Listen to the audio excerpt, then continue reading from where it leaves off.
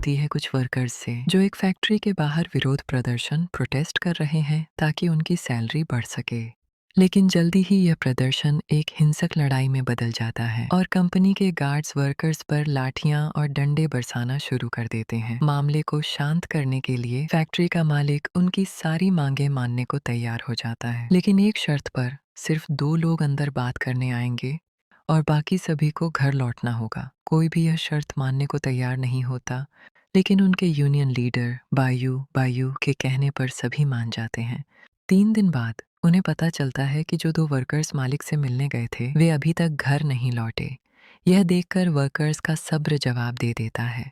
बायू एक बार फिर सबको इकट्ठा करता है और वे सब फैक्ट्री की तरफ मार्च कर देते हैं। इधर बायू की पत्नी अपने बेटे के साथ उन गायब वर्कर्स में से एक के घर जाती है, लेकिन वहां वह देखती है कि वह शख्स असल में अंदर छुपा हुआ है। उसे तुरंत एहसास होता है कि बायू की जान खतरे में है और वह उसे रोकने के लिए भागती है। भागते वक्त उसका पैर फिसल जाता है और उसके टखने एंकल में मोच आ जाती है। वह अपने बेटे नोवा से कहती है कि वह जल्दी से फैक्ट्री भागे और उन्हें रोके, लेकिन जब तक नोवा वहां पहुंचता है तब तक बहुत देर हो चुकी थी। इसी बीच बहुत तेज बारिश शुरू हो जाती है। नोवा को बिजली कड़कने से बहुत डर लगता है, इसलिए वह एक दीवार के पीछे छुप जाता है। वह अपने पिता को आवाज लगाने की कोशिश करता है, लेकिन तभी गार्ड्स और वर्कर्स के बीच एक भयानक जंग शुरू हो जाती है। इस अफरा तफरी का फायदा उठाकर एक आदमी बायू के पेट में चाकू घोंपकर उसे मार देता है। गार्ड्स दावा करते हैं कि उनकी टीम के पास चाकू नहीं होते, मतलब वर्कर्स की तरफ से ही किसी ने उसे मारा है। झूठे आरोप के डर से कोई भी बायू के पास नहीं जाता, मदद करना तो दूर की बात है, और बायू तड़प तड़प कर वहीं दम तोड़ देता है। नोवा उसकी बॉडी के पास आता है और उसे जगाने की कोशिश करता है, लेकिन उसे जल्दी ही समझ आ जाता है कि उसके पिता अब नहीं रहे। गुस्से में बदला लेने के लिए वह एक हथियार उठाता है, लेकिन तभी आसमान से एक जोरदार बिजली उस पर गिरती है और उसे दूर फेंक देती है। कुछ लोग उसकी मदद करने की कोशिश करते हैं, लेकिन जैसे ही वे उसे छूते हैं उन्हें इतना बड़ा इलेक्ट्रिक शॉक लगता है कि वे डर के मारे पीछे हट जाते हैं। सालों गुजर जाते हैं, लेकिन पुलिस को कभी उसके पिता का कातिल नहीं मिलता और केस बंद हो जाता है। बायू की मौत के बाद उसका परिवार भयंकर गरीबी में चला जाता है, यहाँ तक कि उन्हें एक वक्त का खाना भी मुश्किल से मिलता है। काम की तलाश में नोवा की माँ शहर जाने का फैसला करती है। वह उसे कहती है कि ये बस एक दिन की बात है और वह कल शाम तक लौट आएगी। लेकिन अगले दिन जब नोवा स्कूल से लौटता है तो उसे घर खाली मिलता है। उसे लगता है कि माँ शायद कुछ खाना लेने गई हैं और जल्दी ही लौट आएंगी, लेकिन पूरा दिन इंतजार करने के बाद भी वह नहीं लौटती। जल्दी ही बारिश शुरू हो जाती है और चूंकि नोवा को बिजली से डर लगता है वह बाहर उन्हें ढूंढने नहीं जाता। वह भूखा है, लेकिन घर में एक निवाला भी नहीं है। उसे कुछ सूखी सब्जियां मिलती हैं, वह उन्हें खाकर सो जाता है, लेकिन कच्ची सब्जियां खाने की वजह से उसे तेज बुखार हो जाता है। फिर भी वह घर नहीं छोड़ता, इस उम्मीद में कि उसकी माँ वापस आएंगी।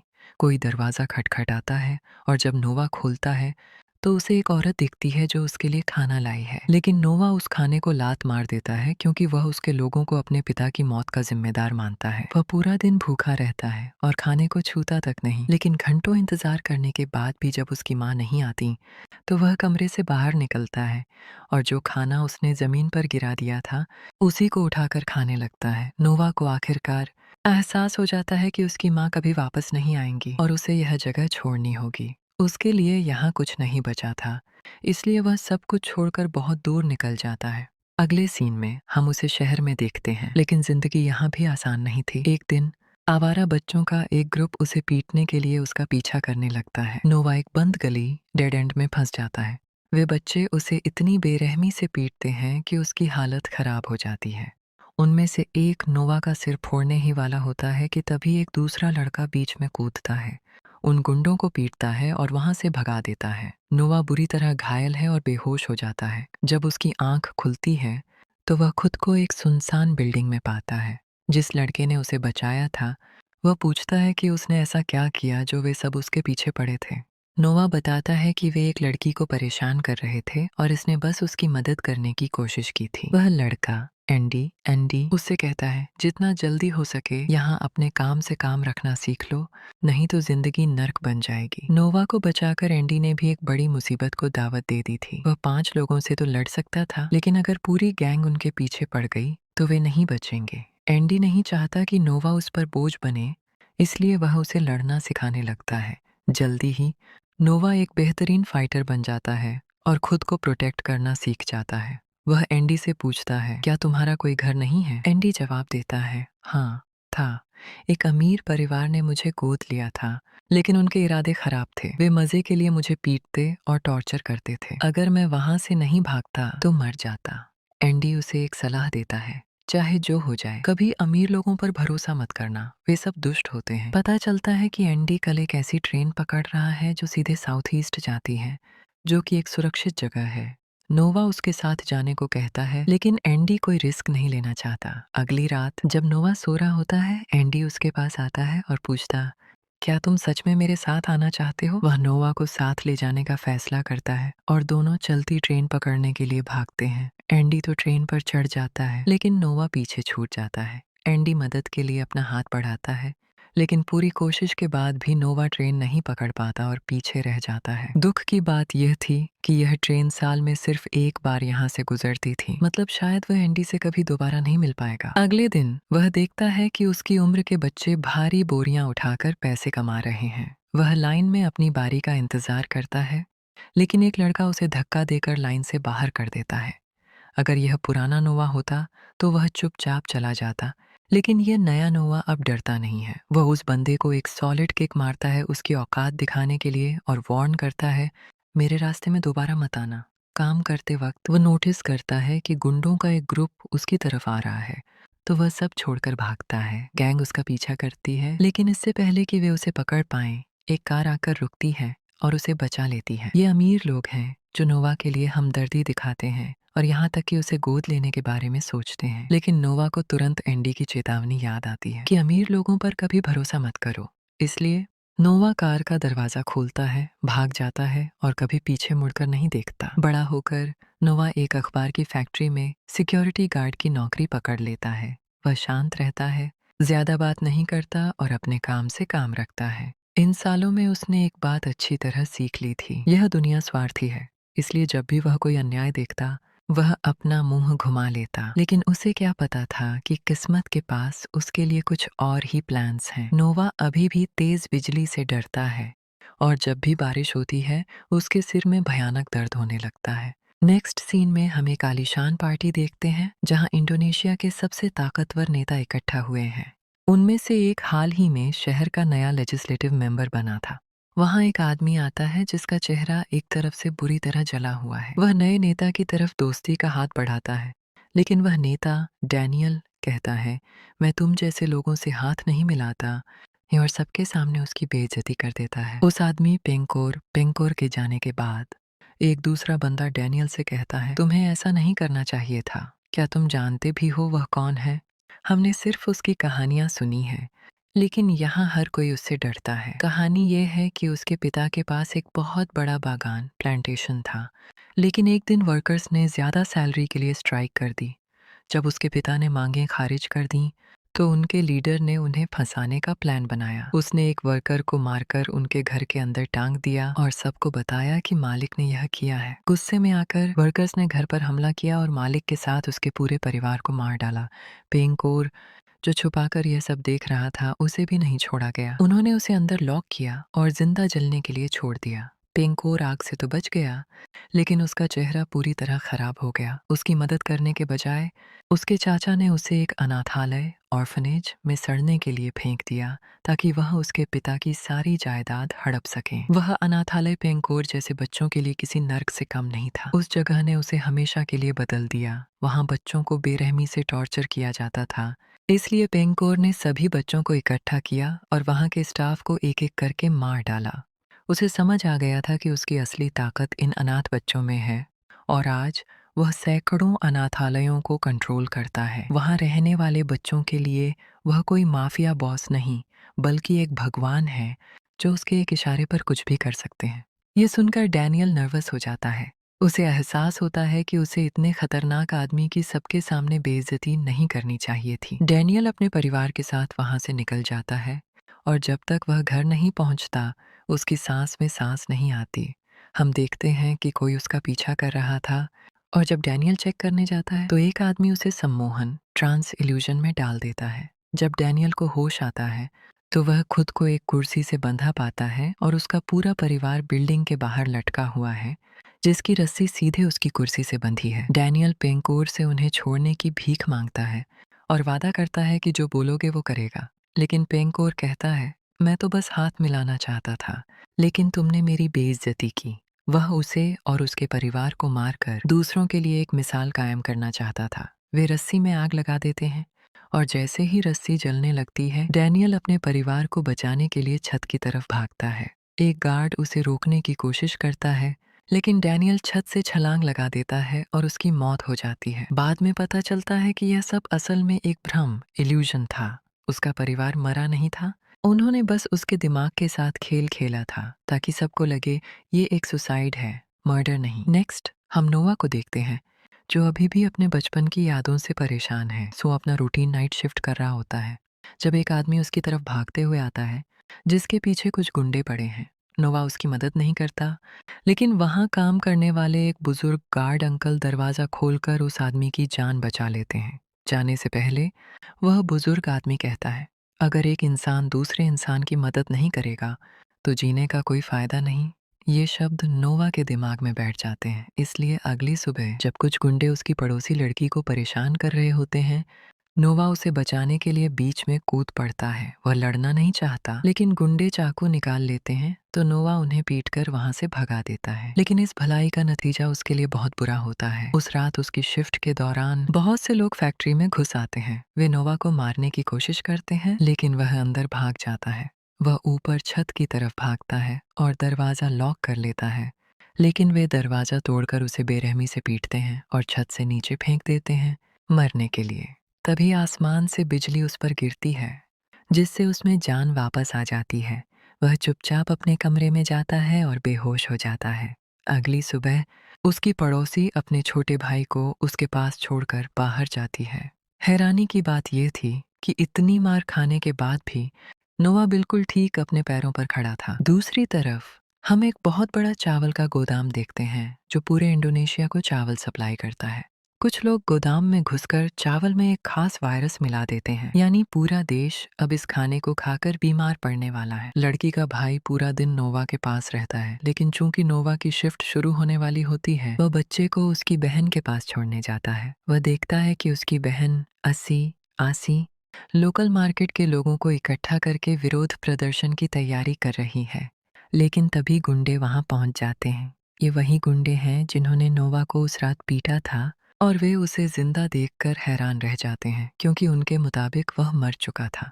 पूरी गैंग नोवा पर हमला कर देती है। वह अपनी जान बचाने के लिए भागता है, लेकिन एक कोने में फंस जाता है, जिससे लड़ाई होना तय हो जाता है। वह उन्हें बेरहमी से पीटता है, और जब एक गुंडा उसे कुल्हाड़ी से मारने की कोशिश करता है तो नोवा के हाथों से बिजली निकलती है, जिससे उन्हें एक भयानक शॉक लगता है। वह दोबारा ऐसा करने की कोशिश करता है, लेकिन इस बार बिजली नहीं निकलती। सभी उसे देखकर हैरान हैं, लेकिन चूंकि नोवा को काम के लिए देर हो रही है, वह वहां से निकल जाता है। जब नोवा उस बुजुर्ग गार्ड अंकल को बताता है कि उसने अकेले 30 लोगों को पीटा, तो अंकल को उसकी एक बात पर भी यकीन नहीं होता। तभी अस्सी वहां आती है और उसे मार्केट चलने को कहती है। जो उसने आज किया, उससे लोगों को एक उम्मीद मिली थी, लेकिन नोवा समझाता है, देखो मैं कोई हीरो नहीं हूँ, मुझे तो ये भी नहीं पता मैंने उन्हें कैसे पीटा। लेकिन मार्केट के लोगों को लगता है वह ताकतवर है, क्योंकि उसके सारे जख्म पूरी तरह गायब हो चुके हैं। अपनी बात साबित करने के लिए एक आदमी नोवा को लोहे के पाइप से मारता है, जिससे वह बेहोश हो जाता है। जब उसे होश आता है तो नोवा कहता है, देखा, मैंने कहा था ना, मुझसे कोई उम्मीद मत रखना। और सभी निराश होकर चले जाते हैं। कुछ घंटों बाद दरवाजे पर फिर से दस्तक होती है। नोवा देखता है कि अस्सी का भाई रो रहा है, और जब वह उसके साथ मार्केट जाता है तो देखता है कि गुंडों ने पूरी जगह को आग लगा दी है। नोवा कहता, अगर मैं कल रात आ भी जाता तो मैं इसे नहीं रोक सकता था। लेकिन अस्सी उससे कहती है, जो तुमने कल किया उसने तुम्हें इन लोगों के लिए उम्मीद का जरिया बना दिया है। अगर तुम बस उनके साथ खड़े रहो तो उन्हें लड़ने की हिम्मत मिलेगी। नोवा को एहसास होता है कि उसके पास ताकत है, लेकिन उसे नहीं पता इसे इस्तेमाल कैसे करना है। वह खुद पर अलग अलग टेस्ट करता है, लेकिन तभी एक जोरदार बादल गरजने की आवाज आती है और नोवा को याद आता है कि यह सब तब शुरू हुआ था जब बचपन में उस पर बिजली गिरी थी। वह तुरंत बाहर भागता है और बिजली गिरने का इंतजार करता है। पहले की तरह बिजली उस पर गिरती है और वह खुद को पहले से ज्यादा बेहतर और ताकतवर महसूस करता है। ताकत सच है और बिजली ही उसका ईंधन, फ्यूल है। इसके बाद वे सीधे गुंडों के बॉस के पास जवाब मांगने जाते हैं। कुछ लोग उन्हें रोकते हैं क्योंकि आज बॉस की शादी का दिन है और कोई भी दुल्हन को परेशान नहीं करना चाहता। लेकिन शोर सुनकर दुल्हन खुद बाहर आ जाती है और जब उसे पता चलता है कि उसका दूल्हा अपनी शादी के दिन गुंडागर्दी कर रहा था तो वह उल्टी उसी की क्लास लगा देती है। जब वे बात कर रहे होते हैं तभी शादी में लोग अचानक बेहोश होकर गिरने लगते हैं। कुछ ही पलों में कई औरतें गंभीर रूप से बीमार पड़ जाती हैं क्योंकि उन्होंने वह वायरस वाला चावल खाया था। जल्दी ही यह बीमारी पूरे देश में फैल जाती है और सरकार इसे एक महामारी, पेंडेमिक घोषित कर देती है। जांच करने पर वैज्ञानिकों को पता चलता है कि यह वायरस सिर्फ गर्भवती महिलाओं, प्रेग्नेंट विमेन को प्रभावित करता है, जिससे उनके होने वाले बच्चों का दिमाग डैमेज हो जाता है। अगर सरकार को जल्दी इसका तोड़ एंटीडोट नहीं मिला तो आने वाली पीढ़ी एक ऐसी बीमारी से पीड़ित होगी जहां वे सही और गलत के बीच का फर्क कभी नहीं समझ पाएंगे। जैसे ही यह खबर पब्लिक होती है, सड़कों पर दंगे शुरू हो जाते हैं। लोग चावल को फेंकने लगते हैं और सरकार को कोसते हैं। अपराधी तत्व इस अराजकता का फायदा उठाते हैं और दुकानों को लूटना शुरू कर देते हैं, ये सोचकर कि उन्हें कोई नहीं रोक सकता। लगाम कसने के लिए तब नोवा बीच में आता है। लुटेरों के सामने सीना तान कर खड़ा हो जाता है। वह उन्हें चुराया हुआ सामान वापस रखने को कहता है और जब वे मना करते हैं तो वह उन सब की अच्छी तरह से धुनाई कर देता है। वह अब तक अपनी पावर्स को थोड़ा कंट्रोल करना सीख चुका था, लेकिन लड़ते वक्त एक आदमी उसे पीछे से चाकू मारता है, उसके खून का सैंपल लेता है और गायब हो जाता है। नोवा लड़ाई से बुरी तरह घायल है, लेकिन गार्ड अंकल उससे कहते हैं, डर मत, जल्दी ही बारिश होने वाली है और तुम्हारे जख्म ठीक हो जाएंगे। नोवा बाहर कदम रखता है और जैसे ही उस पर बिजली गिरती है वह तुरंत फिर से हील हो जाता है। लेकिन इसी बीच उसे ये रियलाइज होता है कि अगर बिजली उसके कानों से पास होती है तो उसे दर्द नहीं होता। नोवा को एक कमाल का आइडिया आता है और वह अपने सिर पर एक टीवी एंटीना फिट कर लेता है ताकि बिजली सीधे उस पर गिरे। लेकिन इसे पहनकर वह एक नंबर का जोकर, क्लाउन लगता है। गुंडे और बदमाश उससे डरने के बजाय उसका मजाक उड़ाने लगते हैं। इसके बाद वह अलग अलग चीजें इकट्ठा करके एक प्रॉपर सूट तैयार करता है और इस बार उसका सूट देखकर हर कोई इम्प्रेस हो जाता है। इसी बीच हम एक बुजुर्ग कपल को देखते हैं जिनकी दुकान में कुछ लोग लूटपाट कर रहे होते हैं। लेकिन इससे पहले कि वे उन्हें कोई नुकसान पहुंचाएं, नोवा वहां पहुंच जाता है, उन्हें जान से मार देता है और वहां से खदेड़ देता है। अपनी इस बहादुरी की वजह से नोवा पूरे देश में रातों रात फेमस हो जाता है। लोग उसके बारे में बातें करने लगते हैं और जनता में एक नई उम्मीद जागती है कि कोई तो है जो उन्हें गली के इन गुंडों से बचाएगा। इसके बाद हम पेंकोर के राइट हैंड मैन फादिल को देखते हैं जो अपने आदमियों के साथ जमीन से कुछ खोद रहा है। वह जमीन से कांच का एक बड़ा टुकड़ा निकालता है जिसे हजारों सालों से संभाल कर रखा गया था। दूसरी तरफ कुछ पॉलिटिशियंस एक सीक्रेट मीटिंग कर रहे होते हैं जहां वे इस वायरस के एंटीडोट तोड़ के बारे में चर्चा करते हैं। उनमें से एक आदमी रिजवान को इन्फॉर्म करता है कि उसे एक फार्मा कंपनी मिली है जो एंटीडोट होने का दावा कर रही है, लेकिन वे इसे तब तक पब्लिक को नहीं दे सकते जब तक गवर्नमेंट इसे मंजूरी न दे दे। उन्हें यह भी पता चल जाता है कि इस सब के पीछे पेंकोर का हाथ है, लेकिन बिना सबूत के वे उसे अरेस्ट नहीं कर सकते। इसलिए रिजवान अपने आदमियों को ऑर्डर देता है कि सड़कों पर गुंडों से लड़ने वाले उस लड़के को ढूंढो, क्योंकि पेंकोर से लड़ने के लिए उन्हें उसकी जरूरत पड़ सकती है। इधर गुंडे अस्सी के घर जाते हैं और उसे बताते हैं कि बात वैसी नहीं है जैसा वह सोच रही है। मार्केट में आग उन्होंने नहीं लगाई थी। वे अपने साथ एक आदमी को लाते हैं जो असली गुनहगार का नाम बताता है, जो कि देश का एक फेमस वायलिन प्लेयर है। जब वह म्यूजिशियन अपना शो खत्म करके बाहर निकलता है तो नोवा उसे पकड़ लेता है और पूछता है कि उसने मार्केट में आग क्यों लगाई। पहले तो वह मासूम बनने का नाटक करता है, लेकिन फिर वह अपना असली चेहरा दिखाता है कि वह असल में एक सुपारी किलर असैसिन है। उनके बीच एक खतरनाक फाइट होती है, लेकिन तभी वह आदमी एक चलती हुई ट्रक की चपेट में आ जाता है और उसकी मौत हो जाती है। इसी बीच लोगों को किसी तरह पता चल जाता है कि गवर्नमेंट के पास बीमारी का एंटीडोट है। इसके बाद लोग सड़कों पर उतर आते हैं और एंटीडोट को कानूनी मंजूरी देने की डिमांड करने लगते हैं। पेंकोर को डर सताने लगता है कि इससे उसका पूरा प्लान फ्लॉप हो जाएगा, इसलिए वह रिजवान से रिक्वेस्ट करता है कि बिना प्रॉपर टेस्टिंग के इस दवा को रिलीज न किया जाए, लेकिन रिजवान उसे इग्नोर करके वहां से निकल जाता है। पेंगोर फिर एक चर्च पहुंचता है जहां उसे उस विलन की डेड बॉडी मिलती है जिसे नोवा ने मारा था। पेंगोर ने उसे अपने बेटे की तरह पाला था और उसकी मौत एक क्लियर इशारा थी कि अब अपनी सेना को दोबारा इकट्ठा करने का वक्त आ गया है। वह अपने सभी अनाथ बच्चों ऑर्फन्स को कॉल करता है। हम देखते हैं कि उसके कातिल हर जगह, हर फील्ड में फैले हुए हैं, एक हाई क्लास मॉडल से लेकर 5 स्टार होटल के शेफ तक और एक पत्थर तोड़ने वाले से लेकर कॉलेज स्टूडेंट तक। उसकी हथियारों वाली सेना हर जगह मौजूद है। फिर वे एक एक करके पार्लियामेंट के मेंबर्स को मारना शुरू कर देते हैं ताकि गवर्नमेंट को मैसेज दे सकें कि अगर उन्होंने एंटीडोट को मंजूरी दी तो उनका भी यही हाल होगा। वे रिजवान पर भी हमला करते हैं। खुशकिस्मती से रिजवान के साथ उसके बॉडीगार्ड्स होते हैं, इसीलिए वह कुछ देर के लिए बच निकलता है। लेकिन तभी वहां एक कुंग फू मास्टर आता है जिसके सामने उसके तगड़े बॉडीगार्ड्स भी टिक नहीं पाते। वह रिजवान को मारने ही वाला होता है कि तभी नोवा वहां आ जाता है। दोनों के बीच भयंकर लड़ाई होती है, लेकिन उस आदमी को रियलाइज हो जाता है कि यह कोई मामूली लड़का नहीं है और वह वहां से भाग जाता है। इसी बीच फादिल एक म्यूजियम पहुंचता है जहां उस कटे हुए सिर के बाकी हिस्से को रखा गया था।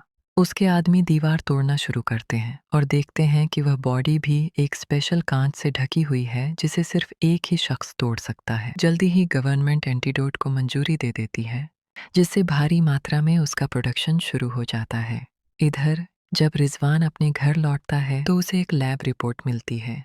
जब वह उसे एक डॉक्टर को दिखाता है तो उसे पता चलता है कि यह एंटीडोट इंसानों के इस्तेमाल के लिए सेफ नहीं है। असल में उस एंटीडोट को बनाने वाली कंपनी पेंकोर की ही थी। यह सब उसके प्लान का हिस्सा था। वह चाहता था कि लोग इन्फेक्टेड चावल खाकर बीमार न हों, बल्कि गवर्नमेंट के इस वैक्सीन के जरिए इन्फेक्टेड हों। रिजवान तुरंत अपने आदमियों को वैक्सीन का डिस्ट्रीब्यूशन रोकने का ऑर्डर देता है, लेकिन बहुत देर हो चुकी थी। ज्यादातर वैक्सीन्स पहले ही हेल्थ सेंटर्स तक पहुंच चुकी थीं। फिर हम नोवा को देखते हैं जिसे लगता है कि अब खतरा टल चुका है, लेकिन तभी उसे रिजवान का कॉल आता है जो उसे बताता है कि उन्हें हर हाल में लोगों को यह वैक्सीन लेने से रोकना होगा। इससे पहले कि नोवा कुछ रिएक्ट कर पाता, पेंगोर अपने आदमियों के साथ उसकी फैक्ट्री पहुंच जाता है। नोवा उनका सामना करता है, लेकिन पेंगोर के सारे किलर्स एक साथ उस पर टूट पड़ते हैं। नोवा उन्हें रोकने की कोशिश करता है, लेकिन इतने सारे वेपन्स के सामने वह भी ज्यादा देर टिक नहीं पाता।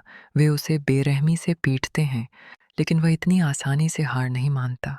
इसलिए वे उसकी सबसे बड़ी कमजोरी को टारगेट करते हैं और उसके करीबियों को बंधक बना लेते हैं।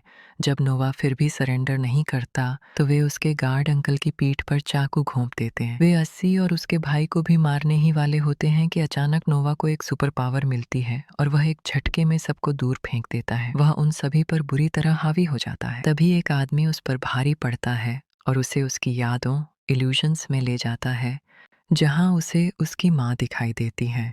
लेकिन यह भ्रम ज्यादा देर नहीं टिकता। नोवा अपनी बिजली की ताकत से उन सब का सफाया कर देता है। पेंकोर उस पर गोली चलाने ही वाला होता है कि रिजवान पीछे से पेंकोर को गोली मार देता है। अपनी आखिरी सांसों में भी पेंकोर उन पर हंस रहा होता है, क्योंकि वह जानता है कि उसे रोका नहीं जा सकता। लेकिन उसे रोकने का एक रास्ता था। अगर नोवा को एंटीडोट की वो बोतल मिल जाए तो वह सेम फ्रीक्वेंसी पर बिजली का झटका देकर उन सभी को एक साथ तबाह कर सकता है। इसी बीच हेल्थ सेंटर पर एक मैसेज पहुंचता है जो लोगों को वैक्सीनेशन के खिलाफ वार्न करता है। लेकिन कुछ लोग खतरे से अनजान होकर स्टाफ को रिश्वत देते हैं ताकि उनकी पत्नियों को एंटीडोट मिल सके। नोवा उस वैन का पीछा करता है जिसमें वैक्सीन जा रही होती है। ड्राइवर उस पर गोली चलाता है जिससे वह नीचे गिर जाता है। वैन पूरी स्पीड में भाग रही होती है, तभी रास्ते में एक लड़की आती है और अपनी जादुई ताकतों टेलीकिनेसिस से वैन को पलट देती है। इधर फादिल अपने प्लान के कामयाब होने का इंतजार कर रहा होता है। पता चलता है कि उसने वैक्सीन की बोतलें उसी कांच से बनाई थीं जिसमें वह प्राचीन योद्धा हजारों सालों से कैद था। इसका मतलब ये था कि अगर नोवा इन वैक्सीन की बोतलों को तोड़ेगा तो वह अनजाने में उस योद्धा को आजाद कर देगा। और बिल्कुल ऐसा ही होता है। जैसे ही नोवा एक वैक्सीन की बोतल उठाता है और उस पर बिजली गिराता है, वहां मौजूद सारी बोतलें एक जोरदार धमाके के साथ चकनाचूर हो जाती हैं। फादिल नोवा के खून की कुछ बूंदें उस कटे हुए सिर पर डालता है, जिससे उसके चारों तरफ का जाल टूट जाता है। फिर वह उस सिर को वापस उस आधे कटे शरीर से जोड़ देता है जिससे हजारों सालों से कैद वह प्राचीन योद्धा फिर से जिंदा हो जाता है। फादिल उसके सामने घुटनों के बल झुकता है और बताता है कि उसके दुश्मन वापस आ गए हैं। फिर वह आदमी उसे अपनी सेना तैयार करने का हुक्म देता है और इसी सस्पेंस क्लिफहैंगर के साथ फिल्म यहीं खत्म हो जाती है। आउटरो मुझे उम्मीद है कि आपको यह कहानी पसंद आई होगी। ऐसी ही और धमाकेदार वीडियो देखने के लिए हमारे चैनल को सब्सक्राइब करें। देखने के लिए बहुत बहुत शुक्रिया।